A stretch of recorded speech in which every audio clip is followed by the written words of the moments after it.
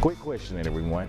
You know that feeling you get when uncertainty lies ahead and you don't really know how to plan for what's to come? Yeah, I don't think Neville really knows what that feeling feels like. The Tigers of the Heart would bring back all but 3 players from last year's team. You mark that up to only missing one single starter. You think that would be a huge component to how successful their team will be in the new year. But I'm not one to put words in anyone's mouth, so let's ask the head man himself. Coach Lopez, how big of a factor is that? It's been a big one, kind of different. I don't know if I've ever brought back that many or this many. And so again, that allows us to focus on some of the smaller things that we learned from last year with us having so many guys back. As a coach, one thing that always runs rampant throughout your mind is finding out how to relay the message to your players. But when you have returning players, let alone bringing back almost the entire roster, the off-season checklist just becomes shorter by itself.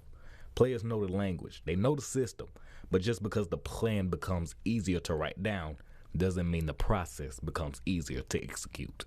I don't know if it ever becomes easier, but it does make it helpful whenever you have a group of guys, especially our seniors.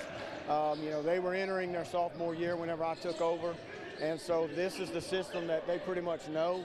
And so them to be able to teach the younger guys that does help us as a staff a whole lot better. But I don't know if it's ever easier.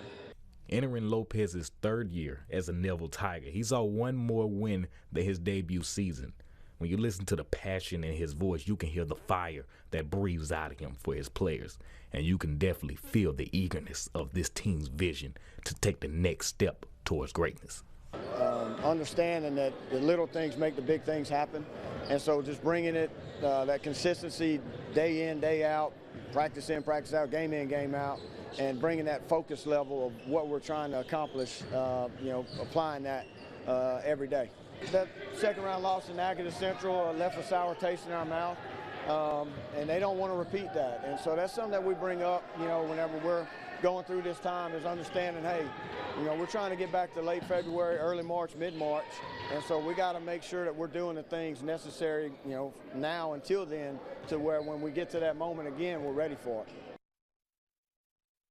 For all the Tiger fans out there, be patient in the beginning when that time rolls around again. Football has to finish their business first, but shorthanded or not, the Tigers will be a team to be reckoned with. That's all for now. On The Score, stay tuned after the break for more.